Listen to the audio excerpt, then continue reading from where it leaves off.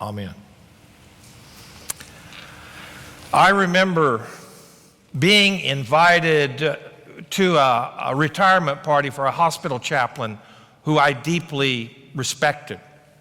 And I remember coming to the door and being met at the door by the welcoming group. And they said, come in, Reverend.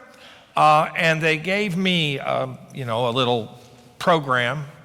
And they showed me the way to the punch bowl. And I went over to the punch bowl and got myself some punch. And then I looked around. And in this fairly sizable ballroom were tables of 8. And every seat was taken. They were yakking and laughing and having a great time, and I wanted to go join them. But what do you think happened? I drank my punch and I left because there wasn't any room at the table. And even extroverts, and I plead guilty to that, need somebody to help them and to make for them room at the table. One of the dynamics that I found in churches over more years than I like to admit is that people come, they come in excited, and after a while, they go. Front door to back door, from excited to just kind of slinking out. Why? Because no one made room at the table. At the risk of oversimplifying, think about the Middle East. It seems to ricochet from one tragedy to the next and growing more desperate all the time. But the fundamental problem remains: making room at the table. Room for the Israelis, room for the Palestinians. The people and leaders of Israel and of the Arab world must learn to make room at the table for one another. The primary hope for our world is that human beings will learn to sit with one another at a table of universal fellowship, respecting one another, and maybe one day loving one another. This isn't in my notes, but I want to give you 10 seconds of United Church of Christ commercial. The stuff that comes out of Cleveland doesn't always fit in the local situation. Sometimes, we may disagree with what they say. But here's the thing, folks. There's no other denomination on the face of this earth that I know of that as clearly stands, live or die, with the mission that they may all be one. And I believe the hope for our world, the only hope for our world, is that somehow we begin to recognize that we're all just people with needs and feelings and hurts and wounds and hopes. We're all just people. The massacre in Charleston this week on Wednesday night, it was all about the issue of making room at the table for someone who looks different from yourself. There are people in this world who continue to believe that we need separate tables for different people. The beauty of the United Church of Christ is we believe that God created one table and that all humanity and all of creation need to be able to sit together at the one table. Let me tell you about a man who knew how to share space.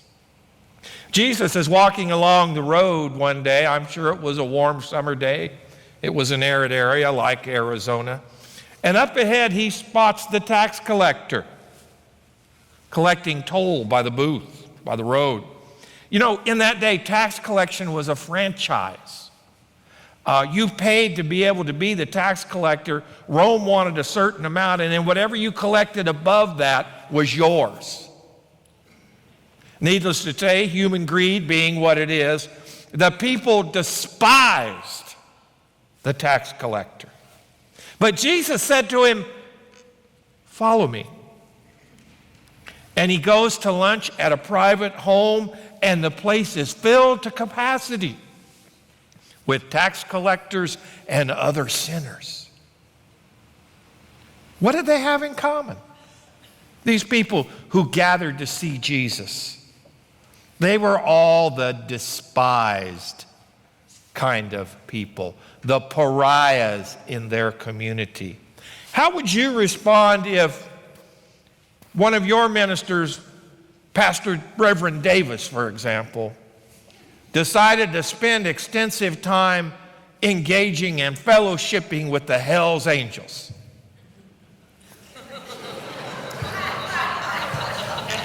They'd never stand a chance, parenthetically. They'd all be back in school so they could try to keep up. The religious establishment, the popular people, the Jerusalem elite, they reacted. And they asked Jesus' disciples, and I think with sincerity, why in heaven's name is he gathering with those tax collectors and sinners? Now there's your context, biblically. Not too long afterwards, no doubt, one of these who had asked that question, a synagogue leader, comes to Jesus and he kneels before Jesus in desperation. "My daughter has died. Please, please, please come and lay hands on her. Make her live." We know that feeling. And Jesus got up and followed him, this critic. There's a point to be made here. First off, even successful and respected people in a community need ministry. Beatitudes, even to this day, is known as a church with movers and shakers in it. Now, some of us are not moving and shaking like we once did, but we still have that rep. And we're hell when you see us in a Hawaiian shirt. And it's not a bad thing. But even movers and shakers have a personal and inescapable need for ministry and for room at the table. As Jesus, following this synagogue leader, is making his way to this dead child, there's another deeply distressed and desperate woman in the crowd. She has been suffering 12 long years of hemorrhaging. She's no doubt, we know, in need of a hysterectomy. But in that time and in that culture, she was untouchable. For any man who made contact with her, let alone a pure holy man, if you can put those two together these days, that was absolutely, irrevocably unacceptable. She reached out and she touched Jesus. And in doing so, she soiled him. Her expectation, and the general expectation in that culture, was that she would be publicly rebuked for her behavior. But something very different occurred there that day. Jesus allowed himself to be touched. He didn't rebuke the woman. In fact, he blessed her. He made room for her at the table. And then he went into the home of the kind of person most critical of him, and he raised that hypocrite's daughter to life. By the way, it doesn't say anything about the hypocrite repented first. No, Jesus went with him because he was a human being in need. He was a brother in need, and he raised that girl from the dead. We can argue about how that happened, if it happened, but that's not the point. The point is that Jesus went. What's the common element in all of these stories? Listen to me now. You can take this one to the bank of your life. Jesus never, ever allowed him, actually he did one time momentarily. That's a different sermon. He never allowed himself to be limited by the racism, the bigotry, and the bias of his day, of his culture. Jesus lived the principle that all human beings are just people. Israeli or Palestinian, gay or straight, Democrat or Republican, even Tea Partiers, black or white. We're all just people. A young man awakens to the realization that his sexual orientation isn't like those of the guys in the neighborhood. He's still a human being for whom Jesus made room at the table. Society will always seek a scapegoat and a degenerate. They'll seek people to denigrate. They'll always do it. When I was young, it was divorced people. During the war, it's frequently people who speak for peace or seek CO status. This is the shadowed side of human nature. And it's real. And it isn't going to go away. But in a world grown tiny by the advance of technology, our only hope is that all human beings will learn to sit down at the table of not just toleration, but affirmation. Recently, myself and about 20 of your fellow members attended a rally at the mosque, along with Pastor Andrea, and I believe Pastor Peggy was there as well. And you could write this action off as an example of political correctness, but I think it was much more significant than that. The organizer of the Make Fun of Muhammad cartoon thing, where people were killed in Texas, came to Phoenix to repeat the experience because it drew attention. And he said to people, "Bring your guns." Or he put it, your Second Amendment stuff. And let's get together and let's draw cartoons of the Prophet Muhammad. The real, simple, down-to-earth message of the event was, look, listen to me. There's no room for Muslim believers in this country. Get out. That was the message. This disturbed and misguided, sick young man who murdered 9 Christian folk Wednesday night at Bible study, he was saying the exact same message. Blacks are taking over the country. He showed on his website, get out. As people of faith, we stood up and we stand together for the opposite proposition. We believe all are welcome here. Black or white, gay or straight, left-handed or right-handed, you're what? You're welcome here. That's for real. It's not rhetoric. So what does that mean to make room at the table?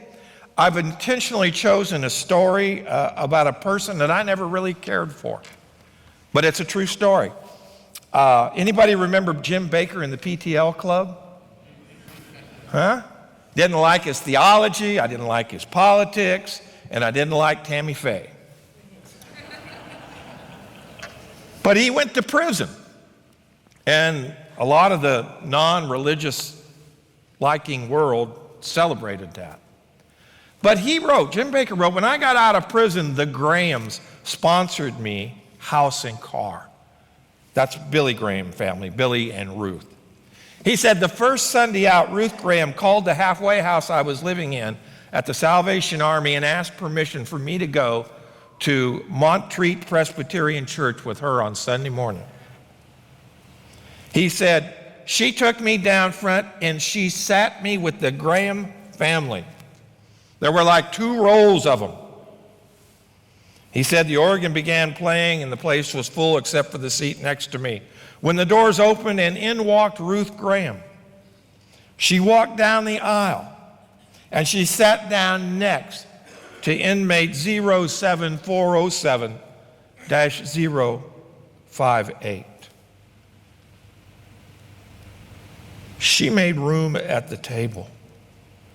Baker writes, I'd only been out of prison 48 hours. But she told the world that morning that Jim Baker was her friend. For me, at that time, at that age, I was, in my mindset, he was a pariah. She made room at the table. She was right. And he said afterwards, Ruth Graham took him to the family cabin, and she asked him for an address of some sort. And he said, I pulled out the envelope from my pocket. He said, in prison, you're not allowed to have a wallet, you carry an envelope. And she asked him, don't you have a wallet? And he said, well, yeah, this is my wallet. After 5 years in prison, you think an envelope is a wallet. Ruth Graham walked out of the room and came back and said, here's one of Billy's wallets. He doesn't need it. You can have it. She was making room at the table. Wherever you are on life's journey, black or white, gay or straight, Democrat or Republican, left-handed like me or right-handed like others, you're what? You're welcome here. That's what we stand for. That matters. Amen.